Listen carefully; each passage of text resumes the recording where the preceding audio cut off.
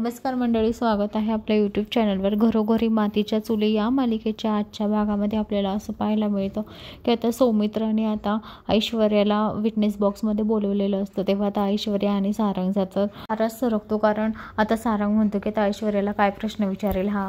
तेव्हा आता सौमित्र आता ऐश्वर्याला विचारतो की तुम्ही ज्या दिवशी लताबाई गायब झाला त्या दिवशी तुम्ही कुठे होतात. तेव्हा आता ऐश्वर्या सांगते की मी त्या दिवशी माझ्या घरी होती. तेव्हा आता सौमित्र म्हणतो की मी पण त्या दिवशी घरीच होतो आणि माझ्या मते तर असं होतं की आहे की त्या दिवशी फक्त जानकी वहिनीच घरी होत्या, बाकी कोणीच नव्हतं.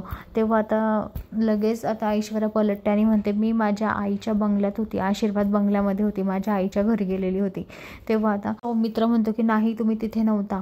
तेव्हा ऐश्वर्या म्हणतो ऑफकोर्स मी तिथेच होती, कामानिमित्ताने मी बाहेर पडली होती म्हणून मग मी माझ्या आईकडे गेली होती सहज. तेव्हा आता सौमित्र म्हणतो खरंच का, मग तुम्ही तुमच्या आईकडे गेल्या होतात, मग तिथे पण मी तपास केला, तिथे काही गेल्या नव्हत्या तुम्ही तर. तेव्हा ऐश्वर्या म्हणते तुम्ही कोणाला विचारून तपास केला, तिथे मी गेली होती. आता या ठिकाणी सौमित्राने आता चांगलीच ऐश्वर्याची लायकी काढलेली असते, कारण आता सगळ्या कोर्टासमोर आता सौमित्र सिद्ध करतो की ऐश्वर्यानेच लता कारखानीसला गायब केलेलं आहे. ऐश्वर्या म्हणते नाही माझा काही संबंध नाही याच्याशी, पण आता सौमित्र काही ऐकत नाही. सौमित्र आता ऐश्वर्याला उलटसुलट प्रश्नांची उत्तरं विचारत असतो आणि ऐश्वर्यासुद्धा आता घाबरून जाते. तर आता सारंगच्या सुद्धा पायाखालची जमीन सरकते की हा कसा काही हिला एवढे प्रश्न विचारतो आहे.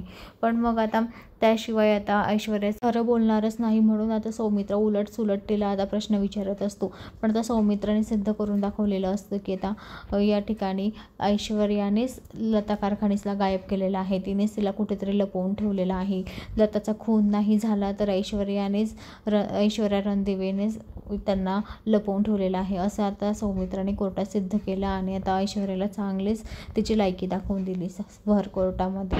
तर मंडळी, अशाच मालिकेच्या नवनवीन अपडेटसाठी चॅनलला लाईक आणि सबस्क्राईब करा, शेअर करायला विसरू नका आणि आजच आपल्या चॅनलला सबस्क्राईब करा. धन्यवाद.